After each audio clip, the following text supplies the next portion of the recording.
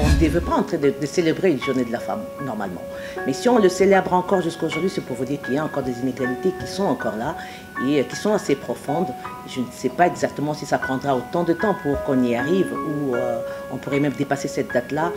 Avec un peu plus de volonté, je pense qu'un jour, on pourrait être en mesure de dire qu'il y a égalité entre hommes et femmes. Mais pour l'instant, je le remarque déjà dans mon secteur, qui est le secteur minier, il y a très peu de femmes. Le pourcentage est très faible, on a un pourcentage, je pense, de 15%, contrairement aux hommes. C'est un secteur qui est exclusivement homme et les femmes sont en train de bousculer un peu pour se faire une place, mais ce n'est pas évident du tout. Donc déjà dans mon secteur, le secteur minier, on trouve très peu de femmes. Je peux parler aussi de football. Dans le football féminin, c'est pareil.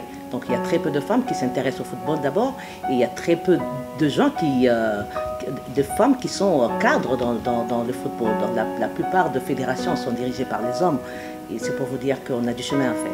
Nous qui sommes déjà là dans cette entreprise-là, nous sommes en train de tout faire pour que les hommes d'abord constatent que nous sommes assez efficaces. On est en train de faire le même rendement, donner le même rendement que les hommes et aussi pousser ceux qui sont là à croire aux femmes, à se dire que oui, c'est vrai, on a déjà une ou deux ou trois, quatre femmes, pourquoi pas en avoir plus.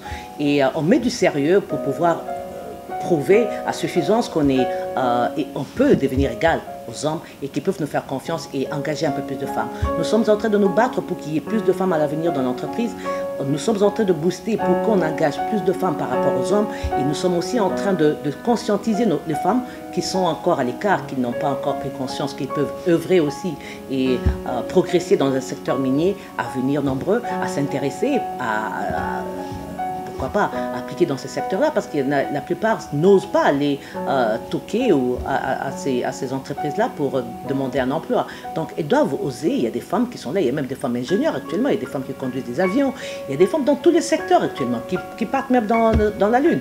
Donc, c'est pour vous dire qu'il n'y a plus un secteur qui est en marge, qui nous est complètement étranger actuellement. On peut tout faire et on est capable aussi, on a démontré, aujourd'hui on a même des femmes à la tête du pays, donc c'est pour vous dire que tout est possible avec les femmes. Les difficultés, je pense d'abord que c'est... Bon, tu sais, c'est un monde qui a été conduit par les hommes pendant des années, hein.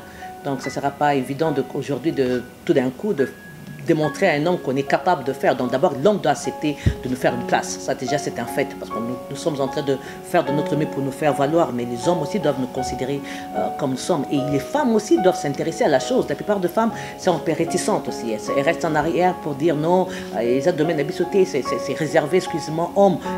Y compris dans le sport, c'est pareil. On voit dans les stades, quand il y a des matchs, il n'y a que les hommes qui y vont, pas les femmes. Donc les femmes se mettent un peu à l'écart de certaines choses en croyant que cela ne les engage pas. C'est faux.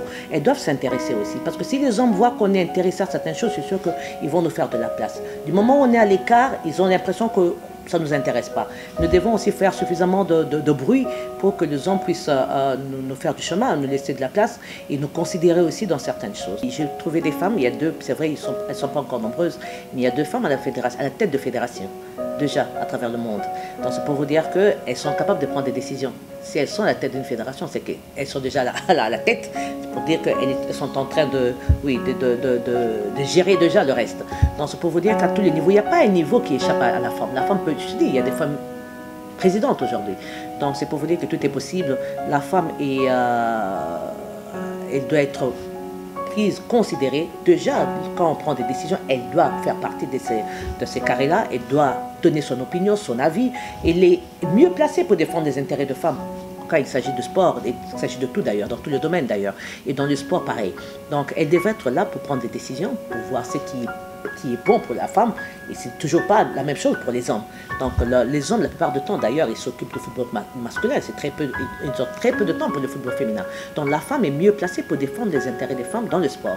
Donc je pense que sa place est là. Elle devait être là dans les décisions prises. Elle devait être là. Elle devait faire partie de toutes les décisions qui sortent dans tous les échelons, hein, toutes les instances, la FIFA, la FECOFA. Elle devrait être en mesure de donner son opinion, D'ailleurs, on remercie la femme qui est là, la secrétaire générale qui est arrivée. On voit que les choses sont en train de changer, c'est parce qu'il y a une femme qui est là et qui a les soucis de femme. S'il y a encore une fête de la femme, c'est parce que les inégalités persistent encore. On constate toujours qu'il y a des inégalités qui sont là.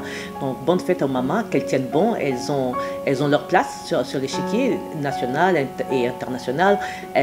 C'est elles d'ailleurs qui conduisent la plupart des affaires. Quand on se le dit, on se voit la face en croyant que c'est l'homme qui fait tout. Au fond, c'est la femme qui fait tout, on le voit aujourd'hui, les femmes nourrissent les foyers avec les salaires de misère que nos fonctionnaires reçoivent ici. On voit comment les mamans se démerdent, font de leur mieux pour pouvoir nourrir la famille. Donc je dis un grand bravo à ces mamans maraîchères, à ces femmes qui vendent à travers le pays, qu'on est en train de voir un peu partout, qui font du commerce, de l'agriculture, dans plusieurs secteurs, qui évoluent en politique aussi. Je leur dis de foncer, de s'intéresser davantage, de venir nombreuses, de s'occuper de la chose publique. La chose nous appartient, on est d'ailleurs majoritaire, on devait être en mesure de renverser la vapeur et des décisions.